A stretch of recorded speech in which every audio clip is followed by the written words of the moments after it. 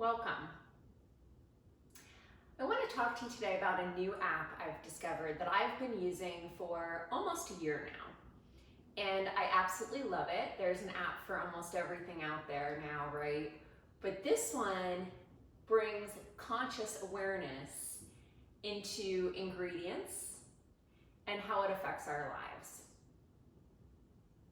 It's called Yuka, Y-U-K-A, and its symbol in the app just looks like a simple carrot.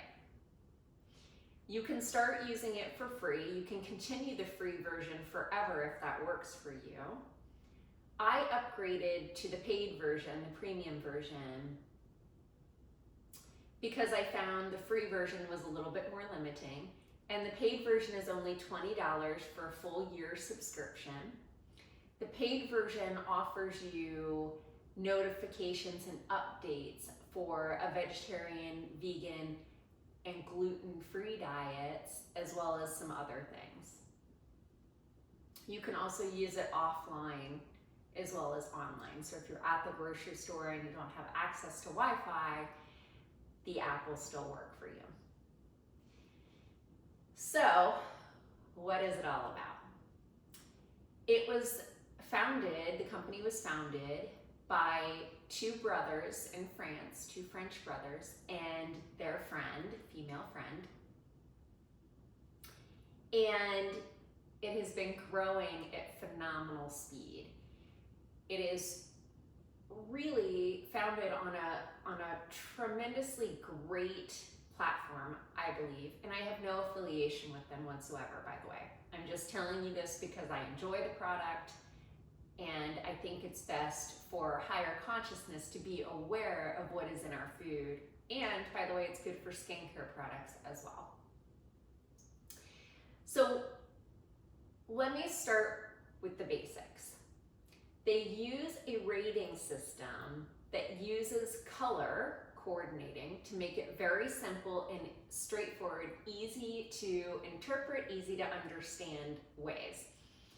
So green, like green light go, means that you are virtually risk-free. And how we'd have it starts like as a 1 to 100 is the score that they rate the products on. So a green would have a 75 to 100% score for safety.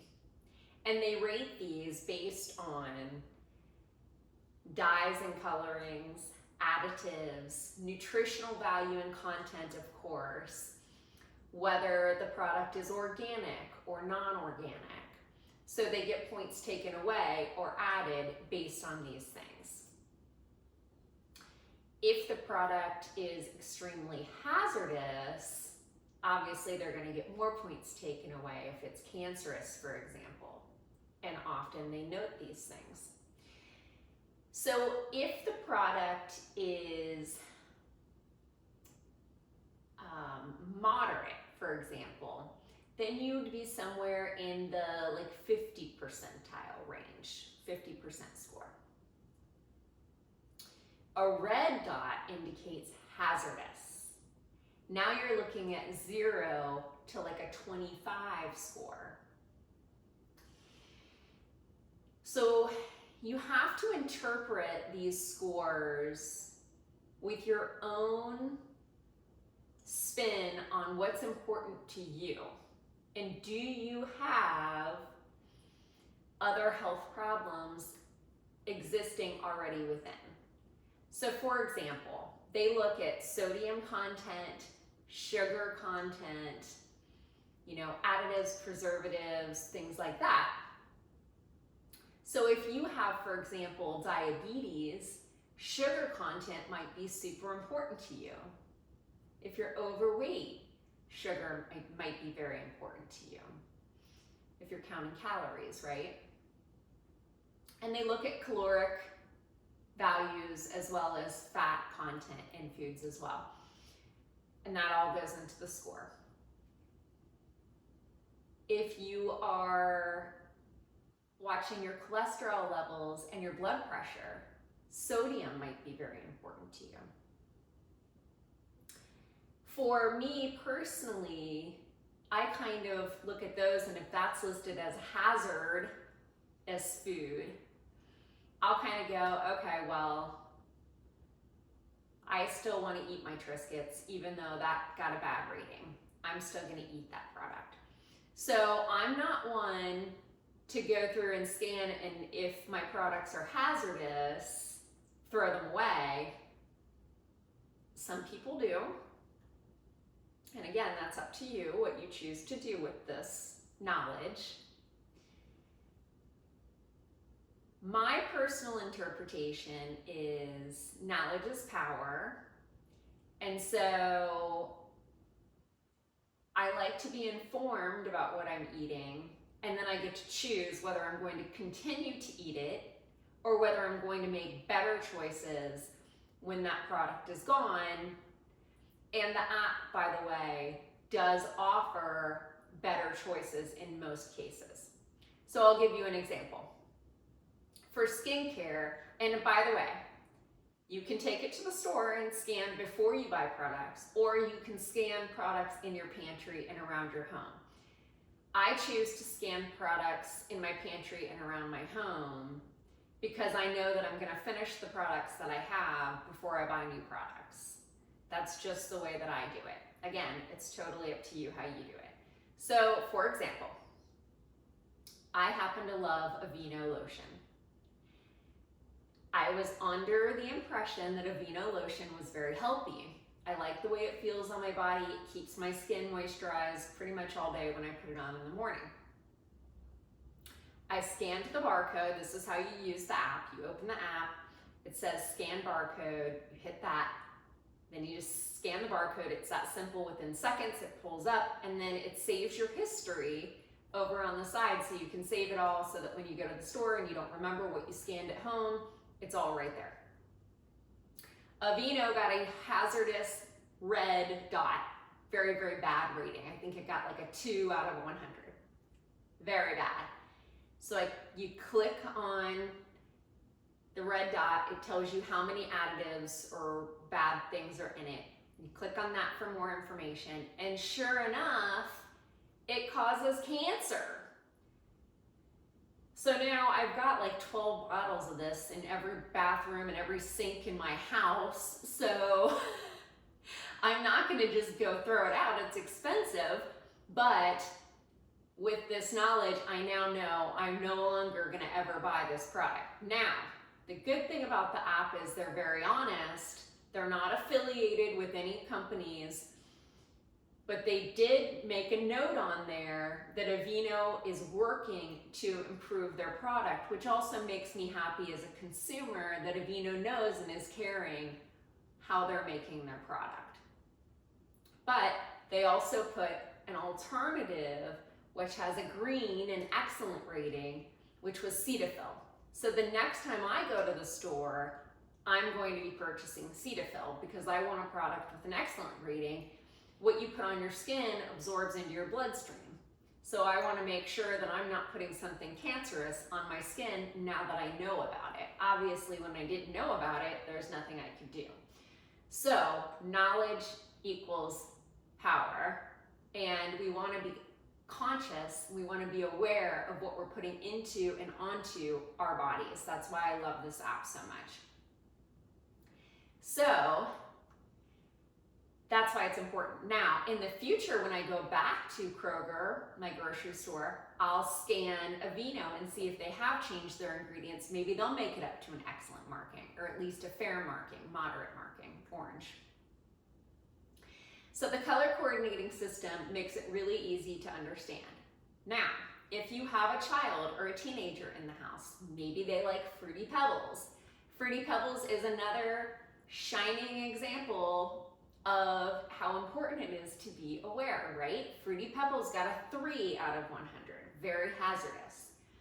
I clicked on the more information button, and it said it had 12 hazardous additives. So I clicked on that. The first one was teratazine, I think is how you pronounce it. Sorry if I'm mispronouncing it, any scientific people out there. That ingredient, get this, is known to cause hyperactivity and attention deficit disorder. Kids are eating this stuff and then going to school, and then we wonder why they're having trouble concentrating and sitting still and doing their work. We have children being overly medicated, and yet we're buying them Fruity Pebbles and sending them off to school. Who knew? I didn't know. Knowledge is power. I was dating a man whose son loved this cereal, and he was 15 years old. So when I discovered this, I asked the man I was dating, I said, hey, is it okay if we sit him down and talk to him? Because he didn't like the way his medicine was making him feel.